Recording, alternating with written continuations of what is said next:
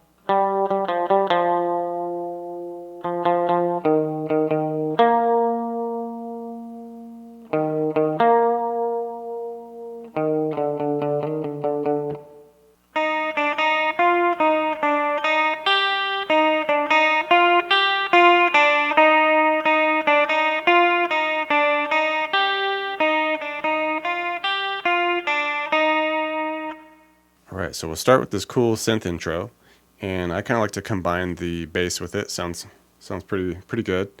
And we'll start here, just hitting this octave, C. We'll go to 3A and the 5 on the G. Okay, and then we'll be barring that 3 on the high E under it. And then we'll hit this 5 on the D.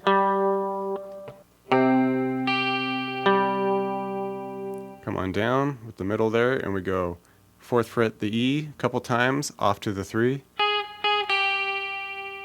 Alright, now we're going to switch the bass note. We'll hit this 4 up on the low E. Alright, and with that we want to hit the 5 on the G as well. Okay, then our 3 on the high E, 5 on the D, and then this time we just hit 3 4s.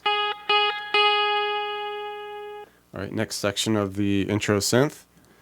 Alright, switch the bass note again to a F. So we're at the 1st fret. We'll have to switch up some things a little bit here, but we hit that 1 on the E and a 1 on the B. Okay, we hit our 3 on the E. And now for our G note, we just hit the open G. And then we hit our couple 4s on the E to 3. And then our last bass note is back at the 3 on the A for the C. And it's kind of like the same very first thing we did, but the ending's a little different. So we hit our 3 on the A with the 5G, 3E, 5D, and then we just end on our 3 4s. And the main riff section here. And this is pretty cool because we basically got 2 harmony notes happening here. And initially we'll start here at 3s on the A and the D. This is part of a C minor here. Alright, and we're just going to hang out on those for a bit, strum them just straight forward. Alright, then we switch to a power chord shape here with the A flat, so 4 on the E with the 6 on the A. Alright, strum that out. Alright, and then we move to our F minor shape. And with this, just basically hitting an octave. 1 on the E with the 3 on the D.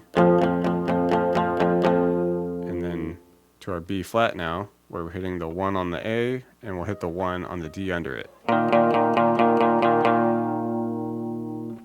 Next part of the main riff here, we start off with a C power chord shape, so 3 on the A with the 5 on the D. just going to move our pinky up now. So we have a 6 on the D, and we're going to change the bass note to the 4 on the E. And it's just 3 strums of that, go down to the 5 on the D, finish that out, and then we'll move to just 1s on the E and 1 on the D, 3 strums of that, and then we just make that D a 3, finish that out. Alright, and final part, come off to 1 on the A, and we want to open D under that for a few, and then just land on 3 of the D and finish that. For the chorus, we're just going to be picking through this cool chord. It's kind of like a A flat major 7. Kind of looks like a C minor, but it's really on the base of this 4 of the E. So it's like a, the major 7 vibe going on there. We'll be picking through a 5 on the G, 4B, back to the 5G, and then we go 3, 4B. One more 4 there. And then quickly go 5, 4, 5 to the 3 on the B. One more 3.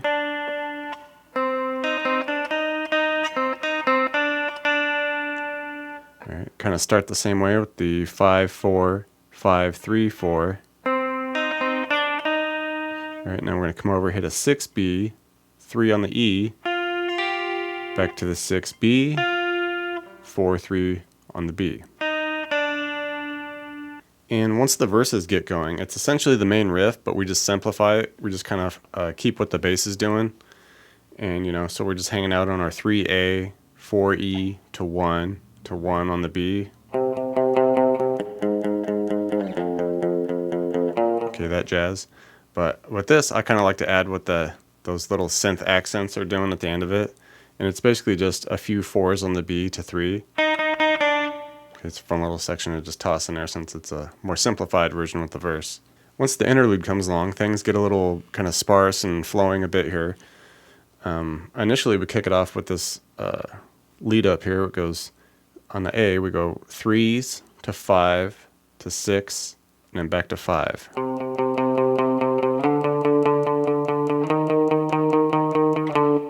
And now the second part of the interlude is a lot more room going on here. We're going to start here at 5 on the D. A couple of those, go 3, 5, 3. Kind of hold that a moment. Timing is kind of crucial here with like the rest of what's going on. It's hard to put it into context, but then we'll eventually come up to 6 here on the A. Hit it a couple times, and then a couple times again, closer.